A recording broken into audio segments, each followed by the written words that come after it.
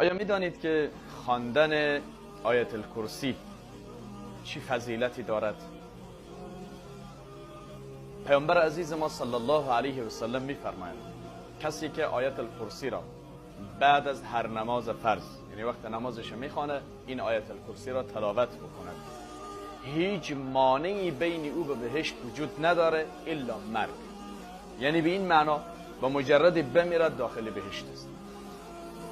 آیت الکرسی آیت 255 سوره بقره هست، یعنی آیه 255 سوره بقره. الله لا اله الا هو الحي القيوم لا تأخذه سنة ولا نوم له ما في السماوات وما في الأرض من ذا الذي يشفع عنده إلا بإذنه يعلم ما بين أيديهم وما خلفهم ولا يحيطون بشيء من علمه إلا بما شاء وسع كرسيه السماوات والأرض ولا يؤوده حفظهما وهو العلي العظيم. این آیت الکرسی است. رسول ما صلی الله علیه و سلم میفرمایند من قرأ آیت الکرسی، کسی که بخواند آیت الکرسی را دبر کل صلاتی، بعد از هر نمازی، یعنی شبانه روز 5 وقت نماز میخوانیم.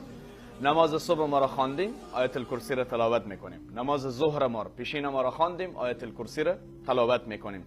نماز عصر، نماز شام، نماز خفتن، یعنی بعد از هر نماز وقتی که سلام دور دادیم تمام این آیت الکرسی را میخوانیم. در حالی که خواندن یعنی آیت الکرسی تقریبا یعنی به اندازه 1 دقیقه وقت انسان را نمیگیره. هر قدر با تجوید و مرتب و منظم بخوانید یعنی 1 دقیقه وقت شما را نمیگیره. چه ایره از روی قرآن بخوانید، چه از روی موبایلتان بخوانید، چه از حفظ بخوانید، از همین فضیلت برخوردار است. رسول ما صلی الله علیه و سلم میگه کسی که بعد از هر نماز آیت الکرسی را بخواند، یعنی بعد از نمازهای فرض، وقتی که فرض از سلام دور داد آیت الکرسی را میخواند، لم یمنعه من دخول الجنه الا الموت، هیچ چیز او را از داخل شدن به بهشت باز نمیدارد مگر نمی که مرگ، یعنی تا اینکه تا مرگ به سراغش بیاید، چون حیات داره، زنده است و مجردی که بمیرد وارد بهشت می شود. این حرف کسی است که ما برش ایمان داریم، باور داریم، صادق ترین صادق هاست، راستگوترین انسان روی زمین است، محمد رسول الله صلی الله علیه وسلم.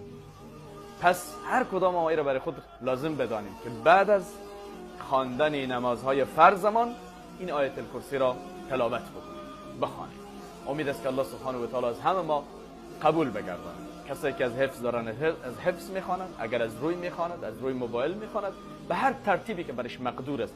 یا کسی که بلد نیست میشنود، او هم از همین فضیلت برخوردار میشه.